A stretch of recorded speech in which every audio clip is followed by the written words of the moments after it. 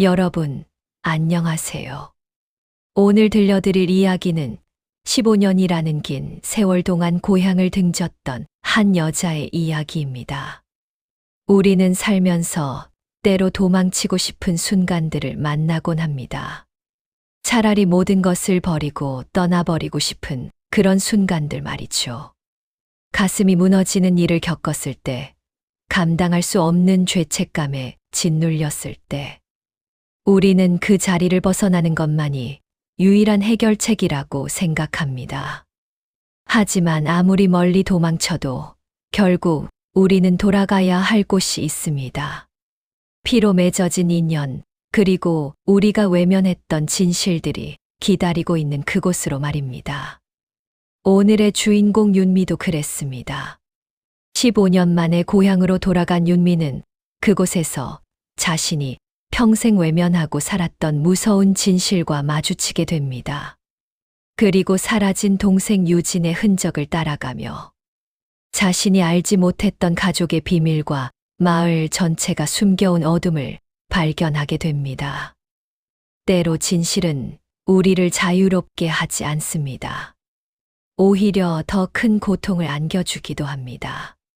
하지만 그럼에도 불구하고 우리는 진실과 마주해야 합니다. 그것이 사랑하는 사람을 위한 마지막 의무이기 때문입니다.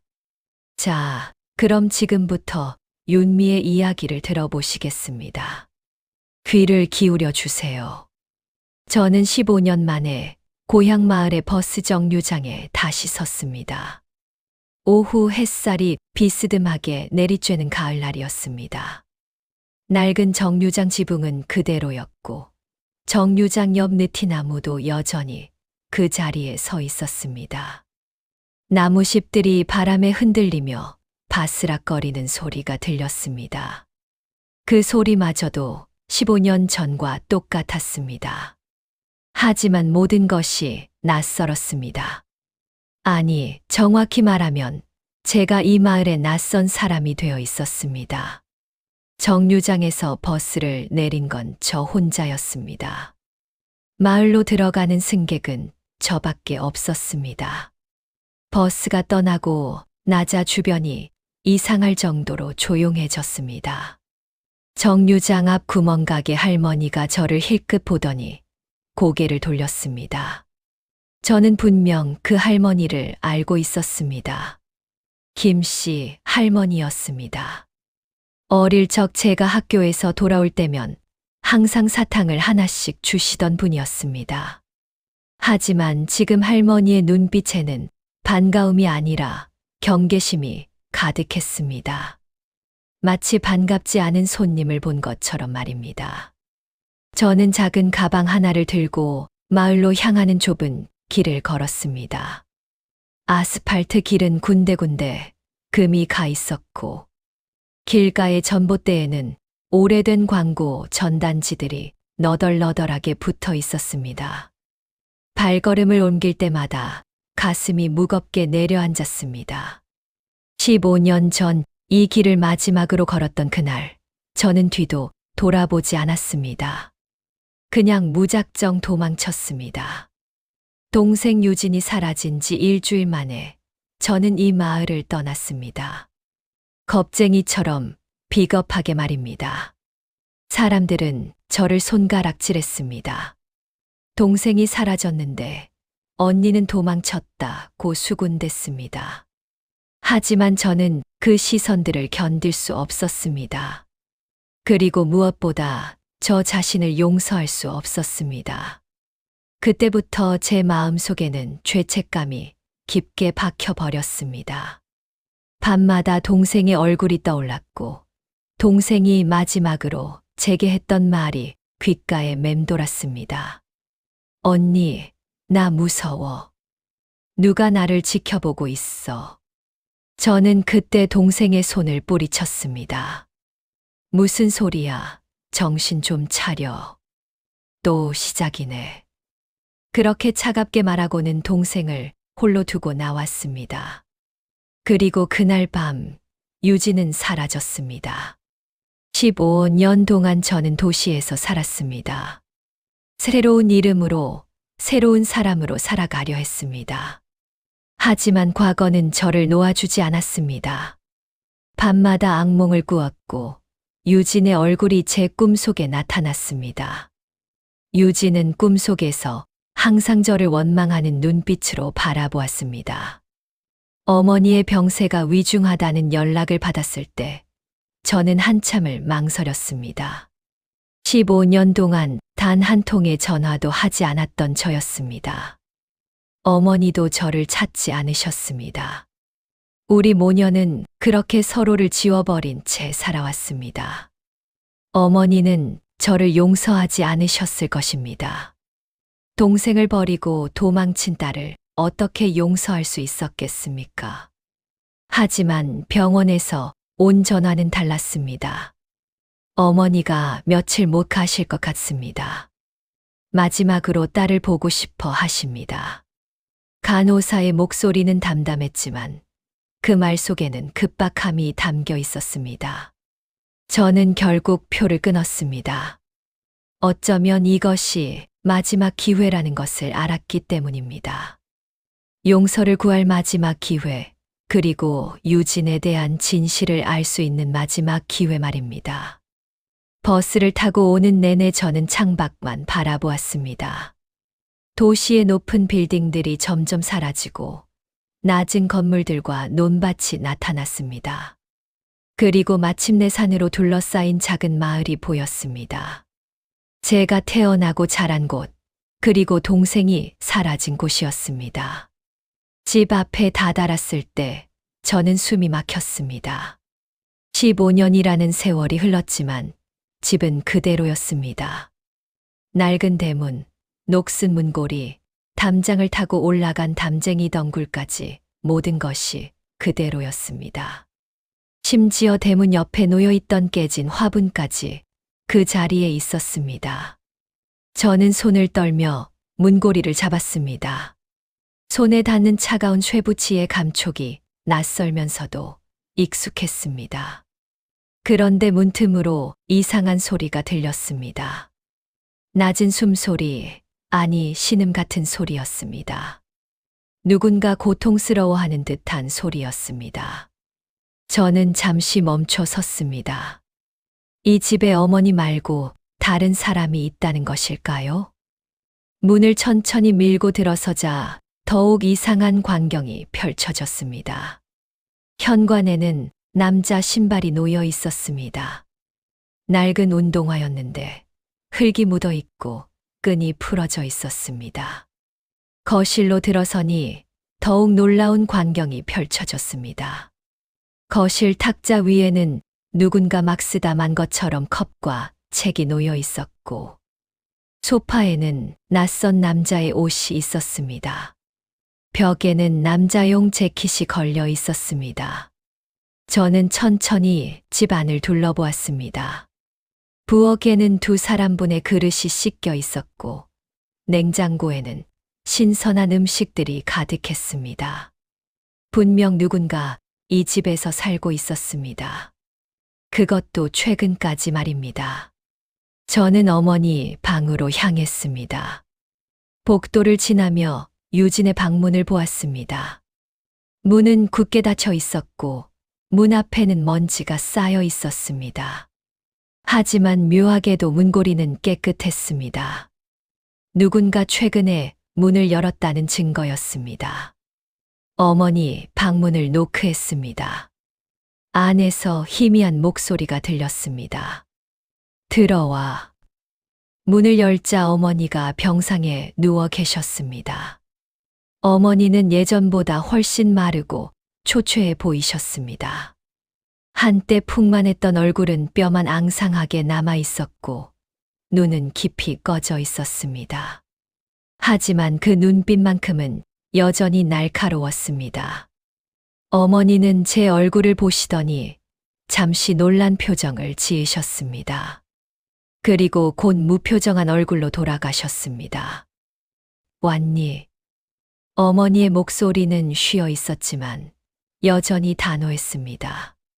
네, 어머니. 많이 편찮으시다고 들었어요. 저는 어머니 곁으로 다가갔습니다. 어머니는 저를 물끄러미 바라보시다가 한숨을 쉬셨습니다. 15년 만이구나. 죄송해요, 어머니. 저는 고개를 숙였습니다. 이제 와서 미안하다는 말이 무슨 소용이냐. 어머니의 목소리에는 원망이 섞여 있었습니다. 저는 아무 말도 하지 못했습니다. 어머니의 말이 옳았습니다. 15년 동안 연락 한 번 하지 않았던 제가 이제 와서 무슨 말을 할 수 있겠습니까? 잠시 침묵이 흘렀습니다. 그리고 저는 용기를 내어 물었습니다. 어머니, 여기 누가 같이 살아요? 현관에 남자 신발이 있던데요. 어머니의 표정이 순간 굳어졌습니다. 그리고 잠시 눈을 피하시더니 짧게 대답하셨습니다. 새 들어 사는 사람이야. 신경 쓰지 마. 세입자라고요? 저는 믿을 수 없었습니다. 어머니는 평생 낯선 사람을 집에 들이는 것을 극도로 꺼리셨던 분이었습니다. 집은 가족만의 공간이라고 항상 말씀하시던 분이었습니다. 특히 유진이 사라진 후로는 더욱 그러셨다고 들었습니다. 친척들조차 집에 들이지 않으셨다고 했습니다. 그런 어머니가 세입자를 들였다는 것이 이상했습니다. 언제부터 세입자를 두신 거예요? 저는 조심스럽게 물었습니다. 몇 년 됐다. 혼자 살기 외로워서. 어머니는 짧게 대답하시고는 고개를 돌리셨습니다. 저는 더 이상 묻지 못했습니다. 어머니가 더 이상 말하고 싶어 하지 않는다는 것이 분명했기 때문입니다. 방은 예전 내 방 쓰면 돼. 아직 그대로 있다. 어머니가 말씀하셨습니다. 저는 어머니 방을 나와 제 예전 방으로 갔습니다. 문을 열자 시간이 멈춘 듯한 공간이 나타났습니다. 15년 전 제가 떠날 때 그대로였습니다. 침대, 책상, 옷장 모두 그 자리에 있었습니다. 심지어 책상 위에는 제가 마지막으로 읽던 책까지 그대로 놓여 있었습니다. 저는 방 안으로 들어가 짐을 내려놓았습니다. 그리고 창문을 열었습니다. 바람이 들어오며 먼지가 날렸습니다. 창밖으로는 뒷산이 보였습니다. 유진이 사라진 그 산이었습니다. 그날 밤 저는 예전 제 방에서 잠을 청했습니다. 하지만 잠이 오지 않았습니다. 벽 너머에서 계속 인기척이 들렸기 때문입니다. 발자국 소리, 무언가 끄는 소리, 그리고 낮게 중얼거리는 소리까지 들렸습니다. 저는 벽에 귀를 갖다 댔습니다. 소리가 더 또렷하게 들렸습니다. 누군가 방 안에서 무언가를 움직이고 있었습니다. 그리고 간간이 신음소리도 들렸습니다. 마치 고통스러워하는 듯한 소리였습니다. 그 순간 갑자기 모든 소리가 멈췄습니다. 마치 제가 듣고 있다는 것을 상대방이 눈치챈 것처럼 말입니다. 저는 오싹한 기분이 들었습니다. 그리고 곧 벽 너머에서 발자국 소리가 들렸습니다. 누군가 벽 쪽으로 다가오는 소리였습니다. 저는 재빨리 벽에서 떨어졌습니다. 심장이 빠르게 뛰었습니다. 그리고 잠시 후 벽을 두드리는 소리가 들렸습니다. 톡톡톡. 3번의 노크 소리였습니다. 마치 제가 듣고 있다는 것을 확인하는 것 같았습니다. 저는 이불을 머리끝까지 덮어쓰고 눈을 감았습니다. 하지만 잠은 오지 않았습니다. 이 집에는 무언가 비밀이 있었습니다. 그리고 그 비밀은 분명 유진과 관련이 있을 것이라는 확신이 들었습니다. 다음 날 아침, 저는 일찍 일어났습니다. 어머니는 아직 주무시고 계셨습니다. 저는 집 안을 조용히 돌아다니며 유진의 흔적을 찾기 시작했습니다. 먼저 거실을 살펴보았습니다. 벽에 걸린 가족 사진들을 보았습니다. 어렸을 적 유진과 제가 함께 찍은 사진들이 있었습니다. 유진은 사진 속에서 밝게 웃고 있었습니다. 하지만 유진의 눈빛은 어딘가 불안해 보였습니다. 마치 무언가를 두려워하는 것처럼 말입니다. 그리고 유진의 방으로 갔습니다. 문은 여전히 잠겨 있었습니다. 저는 문고리를 돌려봤지만 꼼짝도 하지 않았습니다. 문틈으로 안을 들여다보려 했지만 아무것도 보이지 않았습니다. 그때 뒤에서 목소리가 들렸습니다. 뭐 하세요? 저는 깜짝 놀라 돌아보았습니다. 한 남자가 복도 끝에 서 있었습니다. 마른 체구에 수염이 덥수룩한 남자였습니다. 얼굴은 창백했고 눈빛은 불안해 보였습니다. 저기, 당신은? 저는 놀라서 물었습니다. 세입자입니다. 남자는 짧게 대답하고는 자기 방으로 들어가려 했습니다. 잠깐만요. 저는 남자를 불러 세웠습니다. 유진이를 아세요? 제 동생인데. 남자는 잠시 멈춰 섰습니다. 그리고 천천히 저를 돌아보았습니다. 모릅니다. 저는 최근에 이사 온 사람입니다. 그렇게 말하고는 서둘러 방으로 들어가 문을 닫았습니다. 저는 그 자리에 멍하니 서 있었습니다. 남자의 반응이 이상했습니다.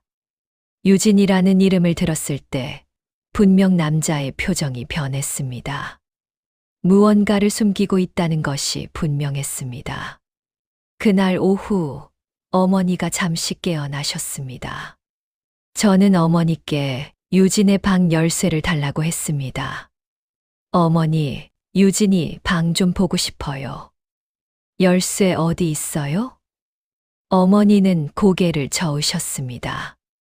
유진이 방은 그냥 놔둬라. 건드리지 마. 어머니, 유진이가 사라진 지 15년이 됐어요. 이제는 정리를 해야 하지 않을까요? 정리는 무슨 정리야? 유진이는 돌아올 거야. 어머니의 목소리에는 확신이 담겨 있었습니다. 저는 할 말을 잃었습니다. 15년 동안 어머니는 유진이가 돌아올 거라고 믿고 계셨던 것입니다. 경찰은 단순 가출로 결론 내렸고, 마을 사람들도 유진이가 정신이 온전치 못했다며 어딘가로 떠났을 거라고 수군댔습니다. 어머니, 유진이는... 저는 말을 잇지 못했습니다. 유진이가 돌아오지 않을 것이라고, 아마 죽었을 거라고 어떻게 말할 수 있겠습니까? 어머니는 제 손을 잡으셨습니다. 어머니의 손은 뼈만 앙상하게 남아 차갑게 식어 있었습니다. 윤미야, 내가 모르는 것들이 많아. 유진이에 대해서, 그리고 이 집에 대해서. 하지만 지금은 말할 수 없어. 너를 위험하게 만들고 싶지 않아. 무슨 위험이요? 어머니, 제발 말씀해 주세요. 어머니는 고개를 저으시며 눈을 감으셨습니다. 피곤하다. 나가줘. 저는 어머니 방을 나올 수밖에 없었습니다. 하지만 저는 포기하지 않았습니다. 유진에 대한 진실을 반드시 밝혀내야 했습니다. 저는 마을로 나갔습니다. 유진에 대해 아는 사람이 있는지 물어보기로 했습니다. 첫 번째로 찾아간 곳은 마을 슈퍼마켓이었습니다. 주인 아주머니는 저를 보자마자 얼굴을 굳혔습니다.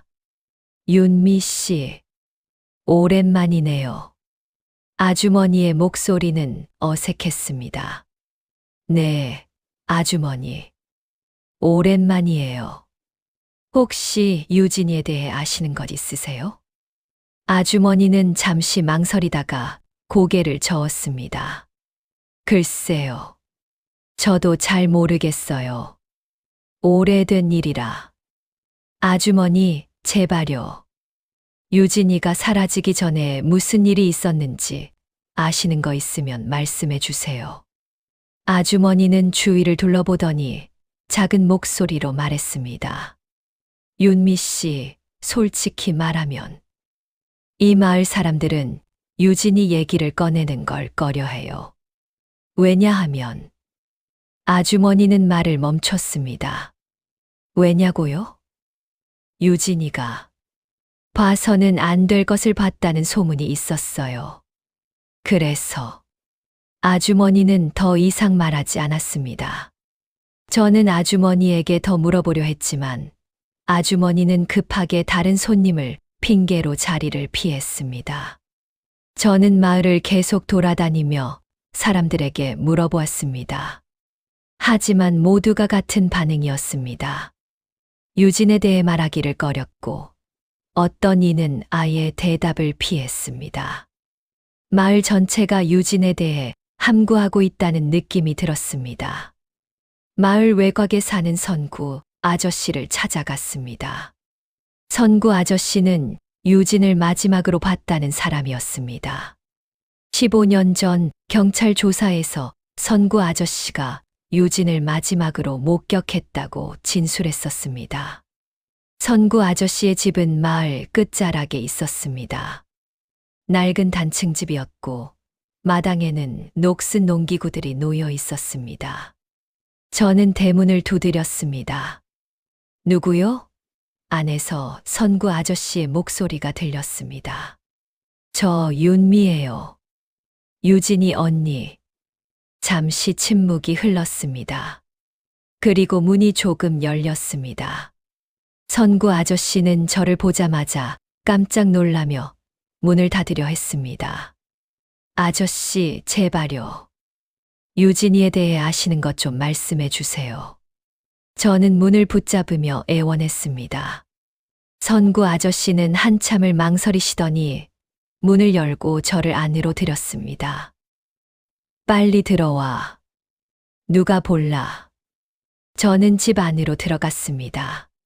선구 아저씨는 주위를 살피더니 문을 닫고 커튼을 쳤습니다. 아저씨, 왜 그러세요? 무서운 일이라도 있어요? 선구 아저씨는 한숨을 쉬며 앉았습니다. 윤미야, 넌 이 마을을 떠나야 해. 여기 오래 있으면 안 돼. 무슨 소리세요? 유진이에 대해 아시는 거 있으면 말씀해 주세요. 선구 아저씨는 한참을 망설이시더니 작은 목소리로 말했습니다. 유진이를 봤어. 그날 밤 누군가에게 끌려가는 것을 봤어. 누구요? 누구한테 끌려갔어요? 민수. 이장내 아들 민수한테. 선구 아저씨의 목소리는 떨리고 있었습니다. 저는 숨이 멎는 것 같았습니다. 민수라니. 마을 이장의 아들이었습니다. 민수는 저보다 몇 살 위였고 마을에서 모범생으로 통했던 사람이었습니다. 왜요? 민수가 왜 유진이를 끌고 갔어요? 모르겠어. 하지만 그날 밤 유진이는 필사적으로 저항하고 있었어. 소리도 질렀어. 하지만 선구 아저씨는 고개를 떨구었습니다. 하지만 뭐예요? 난 못 도와줬어. 무서웠어. 이장내 집안은 이 마을에서 힘이 세거든. 그들한테 잘못 보이면 이 마을에서 살 수 없어. 그래서 그냥 보고만 계셨어요? 저는 분노가 치밀어 올랐습니다. 미안하다, 윤미야. 정말 미안해. 하지만 난 가족이 있었어. 내 가족을 지켜야 했어. 저는 더 이상 아무 말도 할 수 없었습니다. 선구 아저씨도 마을 사람들도 모두 유진을 버렸던 것입니다. 자신들의 안전을 위해서 말입니다. 그 얘기 경찰한테 하셨어요? 선구 아저씨는 고개를 저었습니다. 못했어. 이장이 날 찾아왔어. 경찰한테 아무 말도 하지 말라고 협박했어. 만약 말하면 내 가족을 다치게 하겠다고. 그럼 경찰한테는 뭐라고 했어요? 그냥 유진이가 산으로 올라가는 걸 봤다고만 했어. 혼자서 말이야. 저는 주먹을 불끈 쥐었습니다. 모든 것이 조작되었던 것입니다.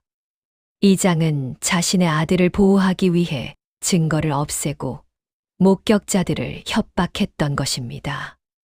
민수는 지금 어디 있어요? 도시에서 살아.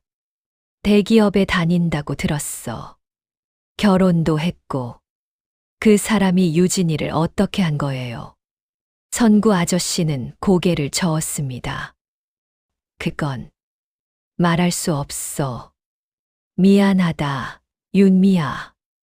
이 마을에서 살려면 입을 다물어야 해. 선구 아저씨는 그렇게 말하고는 저를 밖으로 내보냈습니다. 저는 그 자리에서 한동안 움직일 수 없었습니다. 유진은 정말로 누군가에게 끌려간 것이었습니다. 그리고 이 마을 사람들은 그것을 알고 있었습니다. 하지만 모두가 침묵하고 있었습니다. 무서워서 혹은 무언가 더 큰 이유 때문에 말입니다. 집으로 돌아온 저는 유진의 방 열쇠를 찾기로 했습니다.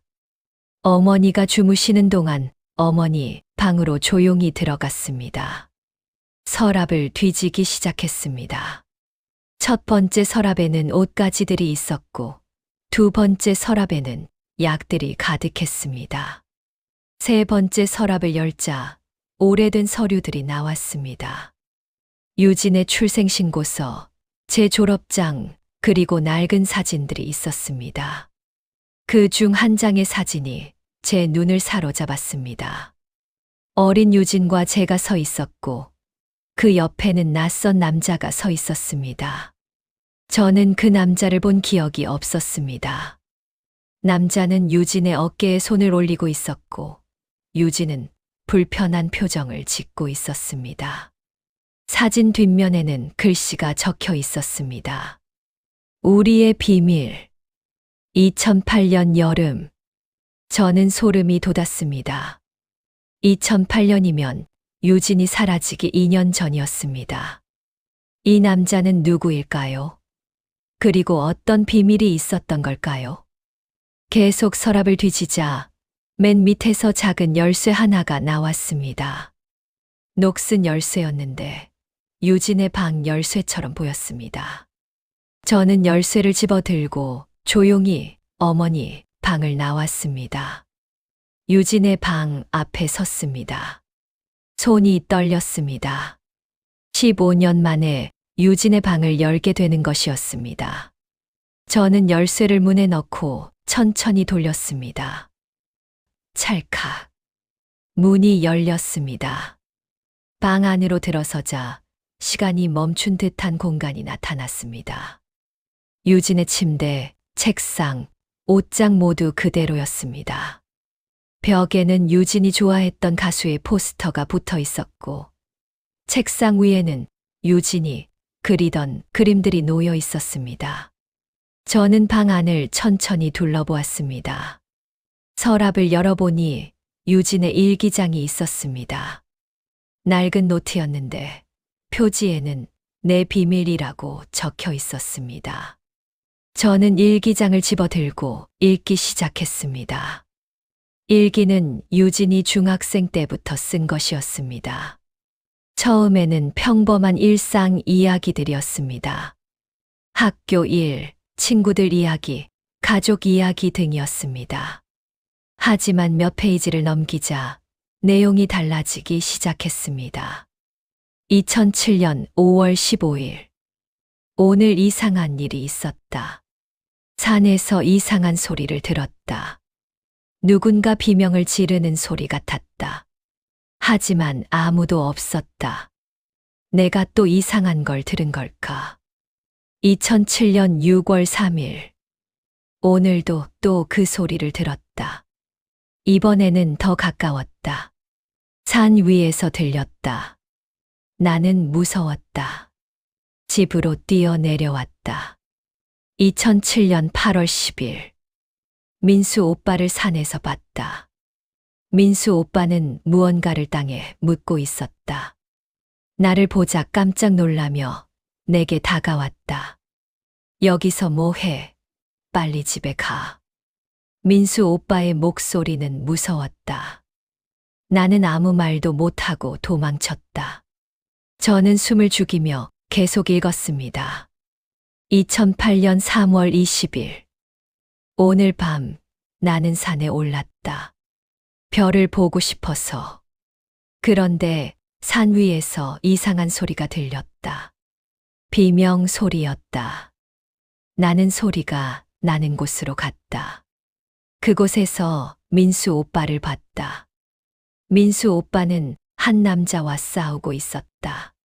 그리고 그 남자를, 민수 오빠가 그 남자를 때리고 있었다. 피가 보였다. 나는 너무 무서워서 소리를 지를 뻔했다. 하지만 입을 막았다. 그리고 조용히 내려왔다.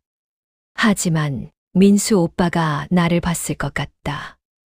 돌아보는 순간 민수 오빠와 눈이 마주쳤다. 나는 달렸다. 정신없이 달렸다. 2008년 3월 21일. 오늘 경찰서에 갔다. 어제 밤 본 것을 신고하려고. 하지만 경찰은 내 말을 믿지 않았다. 또 환각을 바꾸나라고 했다. 엄마도 나를 믿지 않았다. 언니도 나를 이상하게 봤다. 아무도 나를 믿지 않는다. 2008년 4월 5일. 민수 오빠가 오늘 우리 집 앞에 서 있었다. 나를 빤히 쳐다봤다. 무서웠다. 집에 들어가려는데 민수 오빠가 말했다. 유진아, 내가 본 거 아무한테도 말하지 마. 알았지? 나는 아무 대답도 못했다. 2008년 4월 20일. 누군가 나를 따라다니는 것 같다. 학교 갈 때도, 집에 올 때도 항상 누군가 내 뒤에 있는 것 같다. 돌아보면 아무도 없지만 나는 안다. 누군가 나를 지켜보고 있다. 2008년 5월 1일. 오늘 밤 집에 돌을 던진 사람이 있었다. 창문이 깨졌다. 경찰이 왔지만 범인을 찾지 못했다. 나는 안다. 민수 오빠가 한 거라는 걸. 2008년 5월 10일. 더 이상 견딜 수 없다. 너무 무섭다. 언니한테 말하려고 했지만 언니는 내 말을 믿지 않는다. 정신 좀 차려라고만 한다. 아무도 나를 믿지 않는다. 마지막 일기는 유진이 사라지기 이틀 전 날짜였습니다. 2008년 5월 15일. 오늘 민수 오빠가 또 우리 집 앞에 왔다. 이번에는 이장 아저씨도 함께 왔다. 그들은 엄마와 오래 얘기했다. 나는 방에서 들었다. 유진이가 이상한 소리를 하고 다닌다. 정신병원에 보내는 게 어떻겠냐. 엄마는 거절했지만 그들은 계속 설득했다. 나는 무섭다. 나를 어디론가 보내려는 것 같다. 도망치고 싶다. 하지만 어디로? 아무도 나를 믿지 않는데. 일기는 거기서 끝이었습니다. 저는 일기장을 덮고 눈물을 흘렸습니다. 유진은 도움을 청하고 있었습니다. 하지만 아무도 유진을 믿어주지 않았습니다. 저조차도 유진을 외면했습니다. 정신 좀 차려라고 말하며 유진을 밀어냈습니다. 계속. 그날 밤 저는 다시 벽 너머에서 들려오는 소리에 잠을 깼습니다. 이번에는 더 큰 소리였습니다. 무언가 바닥에 떨어지는 소리, 그리고 억눌린 신음소리까지 들렸습니다. 저는 더 이상 참을 수 없었습니다. 일어나서 복도로 나갔습니다. 복도는 어두웠습니다. 저는 손전등을 켜고 소리가 나는 방향으로 걸어갔습니다. 그곳은 옛날 창고로 쓰던 방이었습니다. 문은 굳게 잠겨 있었습니다. 저는 문고리를 흔들어 보았습니다. 누구세요? 거기 누가 있어요? 저는 문을 두드리며 물었습니다. 그 순간 문 안쪽에서 누군가 빠르게 움직이는 기척이 들렸습니다. 그리고 낮은 목소리가 들렸습니다. 가세요. 여기 오지 마세요. 남자의 목소리였습니다. 저는 숨이 멎는 것 같았습니다. 그 목소리에는 절박함이 담겨 있었습니다. 누구세요? 대답하세요. 저는 더 세게 문을 두드렸습니다. 그때 뒤에서 어머니의 목소리가 들렸습니다. 윤미야, 뭐 하니? 저는 돌아보았습니다. 어머니는 지팡이를 짚고 복도에 서 계셨습니다. 어머니의 얼굴에는 분노가 가득했습니다. 어머니, 여기 누가 있어요? 대체 누구를 숨기고 계신 거예요?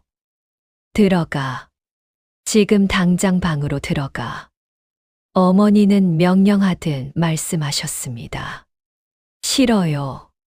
말해주세요. 유진이와 관련이 있는 거죠. 그 사람이 유진이를 알고 있는 거죠.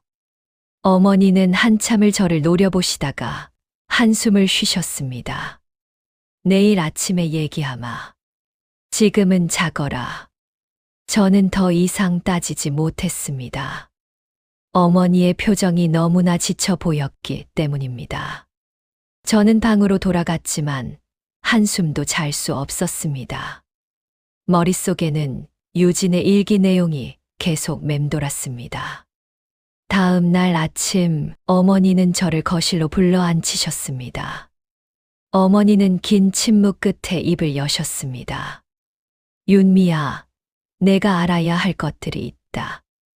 유진이에 대한 이야기다. 저는 숨을 죽이고 어머니의 말을 들었습니다. 유진이는 어릴 때부터 다른 아이들과 달랐어. 너도 알잖니? 환청을 듣고 이상한 것들을 본다고 했어. 사람들은 유진이를 무서워했어.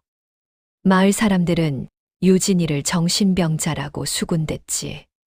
학교에서도 따돌림을 당했어. 선생님들조차 유진이를 이상하게 봤어. 저는 고개를 끄덕였습니다.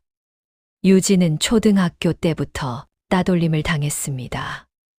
아이들은 유진을 미친년이라고 불렀고 어른들도 유진을 피했습니다. 저조차도 유진 때문에 학교에서 놀림을 받았습니다.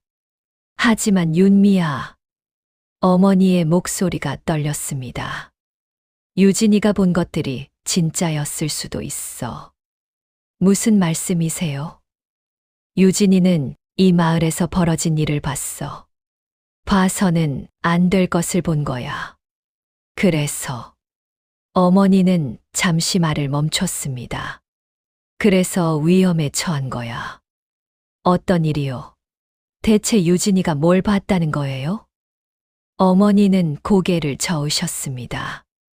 유진이는 민수가, 이장내 아들 민수가 누군가를 죽이는 것을 봤어. 그날 밤 산 위에서 말이야. 저는 입을 다물 수 없었습니다. 유진의 일기에 적힌 내용이 사실이었던 것입니다. 경찰에 신고는요? 했지. 유진이가 경찰서에 갔어. 하지만 증거가 없었어. 유진이만 봤고 다른 사람은 아무도 없었어. 게다가 유진이는 이미 마을에서 정신이 온전치 못한 아이로 낙인 찍혀 있었어. 경찰도 유진이의 말을 믿지 않았어. 환각을 봤다고 또 이상한 소리를 한다고 생각했어. 저는 모든 것이 이해되기 시작했습니다. 유진이가 왜 그렇게 두려워했는지, 왜 누군가 자신을 지켜본다고 했는지 말입니다. 그래서 유진이가 사라진 거군요. 어머니는 고개를 끄덕이셨습니다. 유진이가 사라진 날, 이장이 우리 집에 찾아왔어. 유진이를 내놓으라고 했어. 유진이가 이상한 소리를 하고 다녀서 가문의 명예를 실추시킨다고 했어. 정신병원에 보내겠다고 협박했어. 하지만 유진이는 이미 없었어. 정말로 사라진 거야. 아침에 일어났을 때 유진이가 없었어. 방에도 집에도 없었어. 그날 밤 무슨 일이 있었어요? 어머니는 눈을 감으셨습니다. 그날 밤 나는 이상한 소리를 들었어. 밖에서 발자국 소리가 들렸고 유진이 방에서 뭔가 부딪히는 소리가 났어. 나는 일어나서 유진이 방으로 갔어. 하지만 문이 잠겨 있었어. 안에서 유진이가 소리쳤어. 도와줘요. 엄마, 나는 문을 열려고 했지만 열리지 않았어. 그리고 창문이 깨지는 소리가 들렸어. 그리고 조용해졌어. 문을 부수고 들어갔을 때는 이미 유진이가 없었어. 창문이 깨져 있었고 밖으로 끌려나간 흔적이 있었어. 경찰한테는 말했어. 하지만 증거가 없었어. 이장은 그날 밤 민수가 집에 있었다고 알리바이를 만들어줬어. 그리고 마을 사람들도 모두 입을 다물었어. 이장네 집안이 이 마을에서 힘이 세거든. 그들한테 잘못 보이면 이 마을에서 살 수 없어. 저는 분노가 치밀어 올랐습니다. 그럼 그냥 포기하신 거예요? 유진이를 찾지도 않으시고. 아니야, 어머니가 소리쳤습니다. 나는 포기하지 않았어. 15년 동안 유진이를 찾았어. 경찰에도 계속 문의했고 사설 탐정도 고용했어. 하지만 아무 흔적도 찾지 못했어. 어머니는 눈물을 흘리셨습니다. 윤미야, 미안하다. 유진이를 지켜주지 못해서. 엄마가 더 강했더라면, 더 용기가 있었더라면 유진이를 지킬 수 있었을 텐데. 저는 어머니를 안아드렸습니다. 어머니도 저도 모두 유진을 지키지 못했습니다. 우리 모두 죄책감을 안고 살아왔던 것입니다. 어머니, 창고방에 있는 사람은 누구예요? 저는 조심스럽게 물었습니다. 어머니는 한숨을 쉬셨습니다.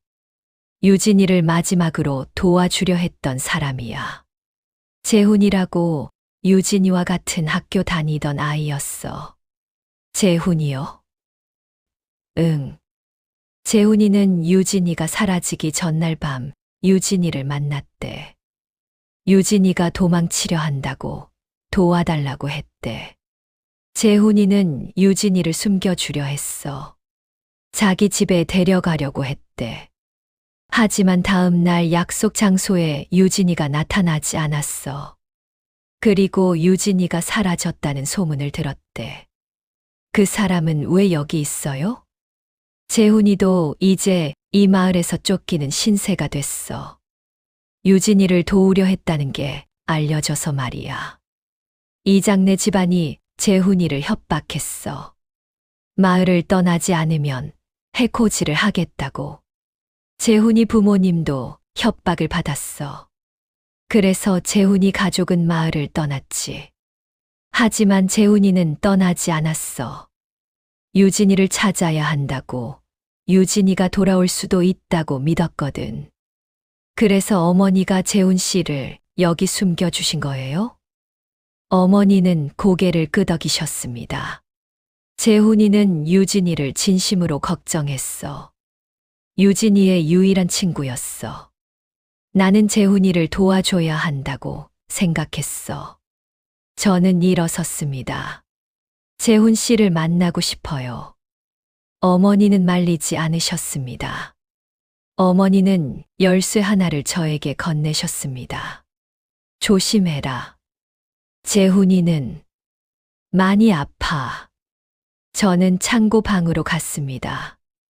열쇠로 문을 열자 어둡고 좁은 방이 나타났습니다. 방 안에는 한 남자가 구석에 웅크리고 앉아 있었습니다. 남자는 마른 체구에 수염이 덥수룩했고 눈빛은 불안해 보였습니다. 재훈 씨, 저는 조심스럽게 불렀습니다. 남자는 천천히 고개를 들었습니다. 윤미 씨, 유진이 언니.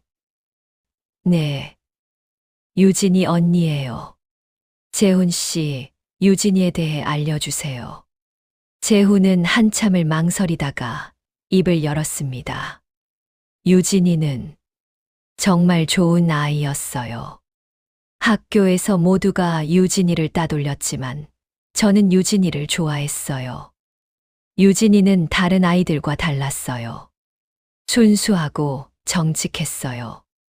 유진이가 사라지기 전에 무슨 일이 있었나요? 유진이는 민수 선배가 누군가를 죽이는 것을 봤어요. 산에서요. 유진이는 그걸 경찰에 신고했지만 아무도 믿지 않았어요. 그래서 유진이는 너무 무서워했어요. 민수 선배가 유진이를 위협했거든요. 그래서 유진이가 도망치려고 한 거군요. 재훈은 고개를 끄덕였습니다. 네. 유진이는 제게 도와달라고 했어요. 도시로 도망가서 숨고 싶다고. 저는 유진이를 도와주기로 했어요. 다음 날 밤 버스터미널에서 만나기로 했어요. 제가 돈도 준비했어요. 하지만 유진이가 나타나지 않았군요. 네. 재훈의 목소리가 떨렸습니다. 저는 버스터미널에서 3시간을 기다렸어요. 하지만 유진이는 오지 않았어요. 다음 날 아침 유진이가 사라졌다는 소문을 들었어요. 저는 제가 유진이를 지키지 못한 거예요. 재훈은 눈물을 흘렸습니다. 만약 제가 그날 밤 유진이 집으로 직접 찾아갔더라면, 유진이를 데리고 나왔더라면, 유진이는 지금 살아있을 텐데. 저는 재훈의 어깨에 손을 올렸습니다. 재훈 씨 잘못이 아니에요. 우리 모두 유진이를 지키지 못했어요. 저는 그 후로 유진이를 찾았어요. 재훈이 말했습니다. 마을 곳곳을 뒤졌고 산도 수없이 올라갔어요. 하지만 유진이의 흔적은 찾을 수 없었어요. 그리고 이장내 집안이 저를 협박하기 시작했어요. 마을을 떠나지 않으면 가족을 해치겠다고. 부모님은 저를 데리고 마을을 떠나셨어요. 하지만 저는 떠날 수 없었어요. 유진이를 찾아야 했으니까. 그래서 어머니 집에 숨어 계신 거군요. 네. 유진이 어머니께서 저를 도와주셨어요. 이 방에 숨겨주시고 밥도 챙겨주셨어요. 저는 계속 유진이를 찾고 있어요. 밤마다 산에 올라가서 유진이를 찾아요. 저는 깨달았습니다.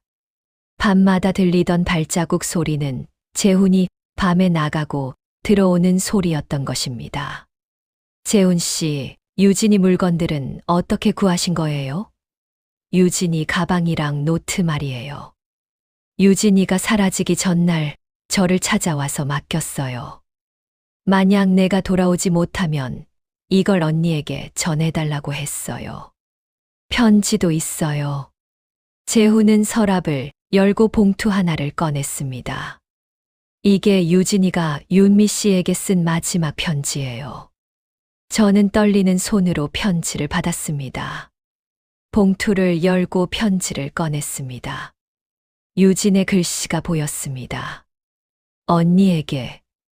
언니, 이 편지를 읽고 있다면 나는 아마 돌아오지 못한 것 같아. 언니, 미안해. 항상 언니한테 걱정만 끼쳐서. 언니는 나 때문에 학교에서도 놀림을 받았고 친구들도 잃었잖아.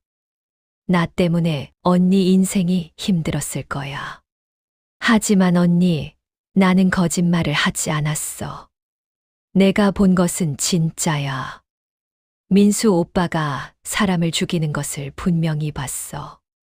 그 사람은 산에 묻혀 있어. 언니가 만약 이 편지를 읽는다면 제발 진실을 밝혀줘. 그 억울한 사람을 위해서라도. 나는 이제 도망가려고 해. 재훈이가 도와주기로 했어. 도시로 가서 새로운 인생을 살 거야. 언젠가 안전해지면 언니한테 연락할게. 하지만 만약 내가 연락하지 못한다면 언니가 나를 기억해줘. 나는 언니를 사랑했어. 언니는 내 유일한 가족이었어. 비록 언니가 나를 믿지 못했지만 나는 언니를 원망하지 않아. 언니도 힘들었을 거라는 걸 알아. 언니, 행복하게 살아. 그리고 나를 가끔 생각해줘. 사랑하는 동생 유진이가. 저는 편지를 읽으며 눈물을 흘렸습니다. 유진은 끝까지 저를 사랑했습니다. 하지만 저는 유진을 지켜주지 못했습니다. 재훈 씨, 유진이가 말한 그 시신. 찾아보셨어요? 재훈은 고개를 끄덕였습니다. 찾았어요. 유진이가 알려준 장소를 파봤어요. 하지만 재훈은 말을 멈췄습니다. 하지만요, 시신이 없었어요. 누군가 옮긴 것 같았어요. 피에 젖은 흔적은 있었지만 시신은 없었어요. 저는 생각에 잠겼습니다. 민수가 시신을 옮긴 것이 분명했습니다. 증거를 없애기 위해서 말입니다. 재훈 씨, 민수가 죽인 사람이 누군지 아세요? 재훈은 잠시 망설이다가 대답했습니다. 유진이 말로는 마을에서 10년 전에 실종된 김철수 씨라고 했어요. 김철수 씨는 이장내 집안과 토지 분쟁이 있었대요. 그리고 어느 날 갑자기 사라졌죠. 경찰은 가출로 처리했지만 마을 사람들은 수상하게 생각했어요. 저는 결심했습니다. 진실을 밝혀야 한다고. 유진을 위해서, 그리고 억울하게 죽은 김철수 씨를 위해서 말입니다. 다음 날 저는 마을 이장의 집으로 찾아갔습니다. 큰 기와집이었고 마당에는 값비싼 차가 주차되어 있었습니다. 이장은 마을에서 가장 부유한 사람이었습니다. 대문을 두드리자 이장이 나왔습니다. 이장은 나이 든 남자였고 얼굴에는 권위적인 표정이 가득했습니다. 무슨 일이냐? 이장의 목소리는 차가웠습니다. 유진이에 대해 여쭤보려고 왔어요. 저는 단도직입적으로 말했습니다. 이장의 얼굴이 굳어졌습니다. 유진이, 그 아이 얘기는 왜? 유진이가 뭘 봤는지 알고 계시죠? 이장은 잠시 침묵하다가 냉소를 지었습니다. 유진이가 또 무슨 헛소리를 했다는 거냐? 그 아이는 정신이 온전치 못했어. 환각을 보고 헛소리를 했지. 아니에요. 유진이는 진실을 봤어요. 당신 아들이 김철수 씨를 죽이는 것을요. 이장의 얼굴이 일그러졌습니다. 조심해서 말해. 증거도 없는 소리로 사람을 모함하면 안 돼. 명예훼손으로 고소할 수 있어. 증거는 있어요. 유진이의 일기가 있어요. 그리고 저는 시신을 찾을 거예요. 이장은 잠시 동요하는 듯 했습니다. 하지만 곧 표정을 가다듬고 말했습니다. 그게 무슨 증거가 돼? 정신병자의 헛소리일 뿐이야. 경찰도 그렇게 판단했어. 그리고 시신이 어디 있다는 거냐? 너도 유진이처럼 환각을 보는 거 아니냐? 저는 분노가 치밀어 올랐습니다. 유진이는 정신병자가 아니었어요. 유진이는 진실을 말했어요. 그리고 당신 아들이 유진이를. 그만, 이장이 소리쳤습니다. 나가. 당장 나가. 그리고 다시는 우리 집에 오지 마. 만약 또 와서 이런 소리를 하면 경찰에 신고할 거야. 저는 이장의 집에서 쫓겨났습니다. 하지만 저는 포기하지 않았습니다. 유진이의 진실을 반드시 밝혀야 했습니다. 그날 밤 저는 산으로 올라갔습니다. 유진이 일기에 적힌 그 장소를 찾기 위해서였습니다. 재훈도 저를 따라왔습니다. 윤미 씨, 위험해요. 재훈이 걱정스럽게 말했습니다. 괜찮아요. 유진이를 위해서라면 뭐든지 할 수 있어요. 우리는 손전등을 들고 산길을 걸었습니다. 밤 산은 무섭고 어두웠습니다. 바람이 불 때마다 나무들이 으스스하게 흔들렸습니다. 한참을 걸은 끝에 재훈이 멈춰 섰습니다. 여기에요. 유진이가 말한 장소가. 그곳에는 큰 바위가 있었고 바위 옆으로 움푹 파인 땅이 있었습니다. 재훈의 말대로 누군가 이곳을 파헤친 흔적이 있었습니다. 여기를 팠는데 시신이 없었어요. 재훈이 말했습니다. 저는 주변을 살펴보았습니다. 그리고 조금 떨어진 곳에 이상한 것을 발견했습니다. 땅이 최근에 파헤쳐진 듯한 흔적이 있었습니다. 저기요, 저기 좀 보세요. 저는 그곳을 가리켰습니다. 우리는 그곳으로 갔습니다. 땅은 분명 최근에 누군가 만진 흔적이 있었습니다. 주변에는 마른 피처럼 보이는 얼룩도 있었습니다. 민수가 시신을 여기로 옮긴 것 같아요. 재훈이 말했습니다. 저는 망설이지 않고 땅을 파기 시작했습니다. 맨손으로 흙을 파냈습니다. 재훈도 함께 팠습니다. 손톱이 부러지고 손에서 피가 났지만 멈추지 않았습니다. 그리고 저는 찾았습니다.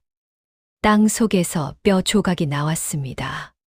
사람의 뼈였습니다. 찾았어요. 저는 떨리는 목소리로 말했습니다. 재훈도 충격을 받은 표정이었습니다. 경찰에 신고해야 해요.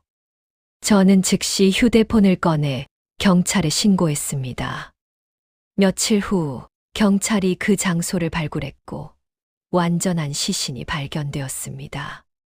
신원 확인 결과 10년 전에 실종된 김철수 씨의 시신이었습니다.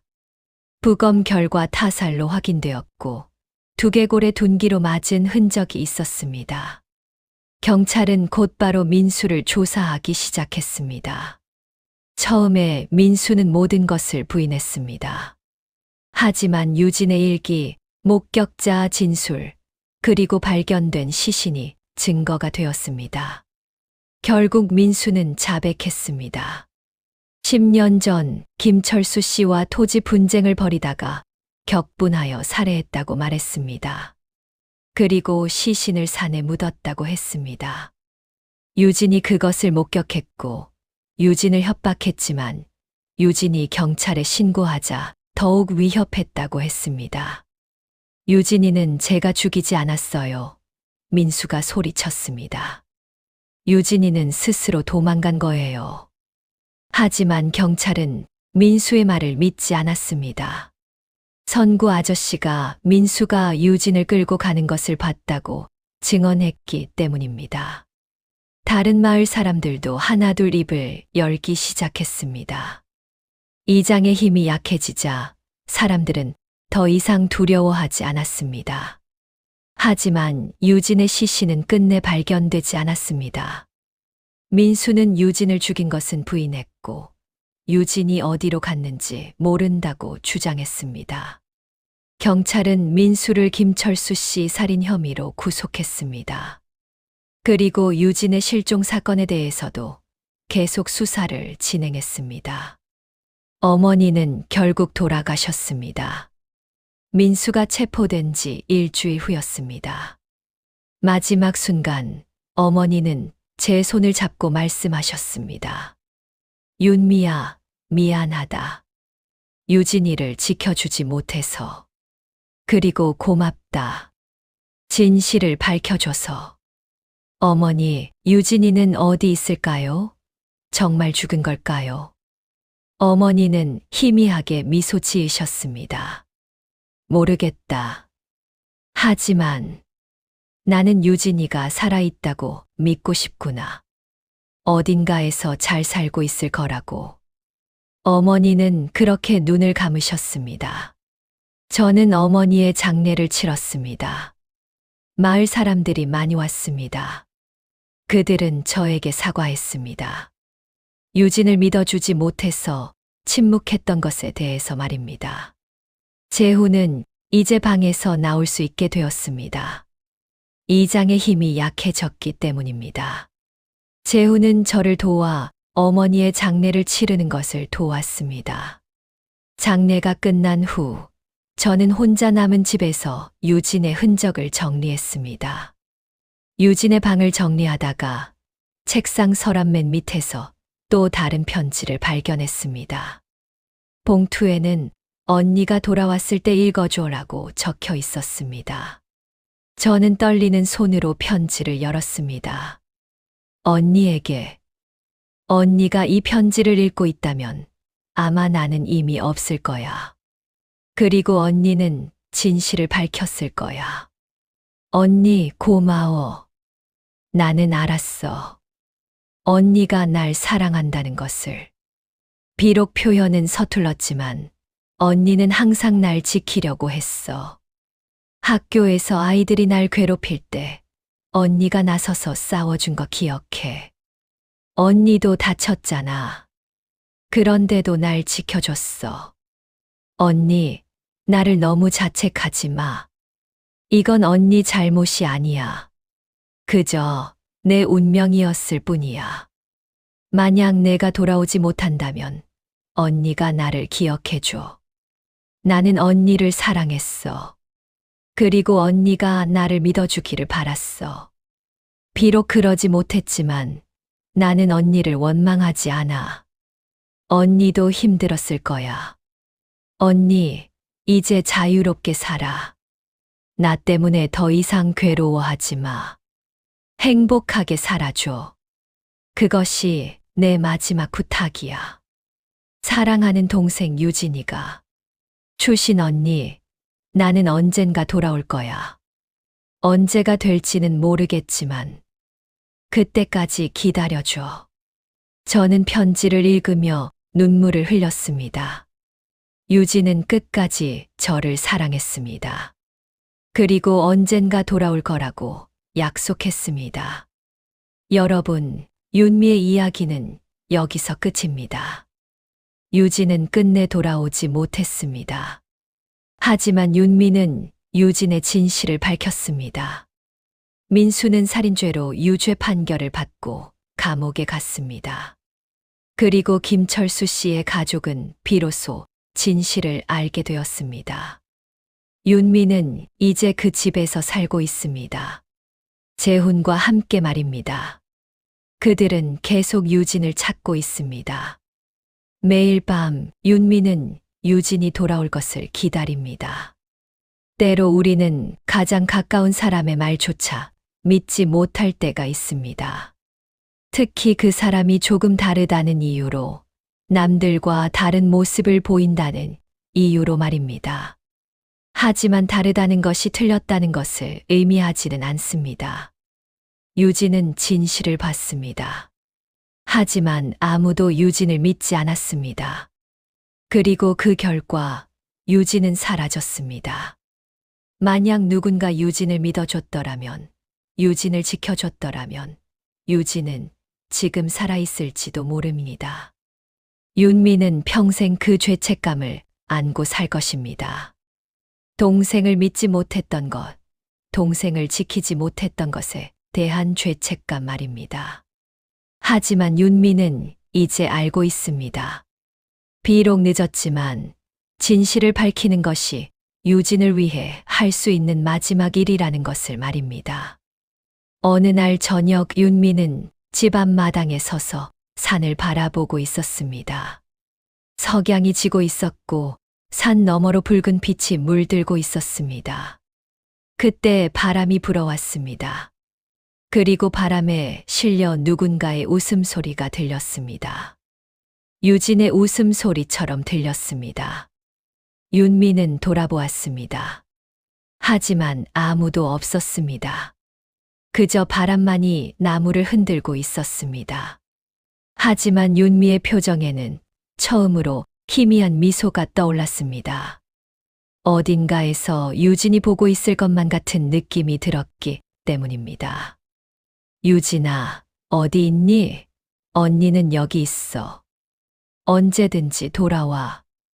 언니가 기다릴게. 윤미는 바람에 대고 속삭였습니다. 그리고 윤미는 새벽빛이 열리는 길을 따라 천천히 걸어갔습니다. 재훈이 그 뒤를 따랐습니다. 그들은 오늘도 유진을 찾을 것입니다. 매일 밤 산에 올라가 유진을 부를 것입니다. 유진이 돌아올 때까지 말입니다.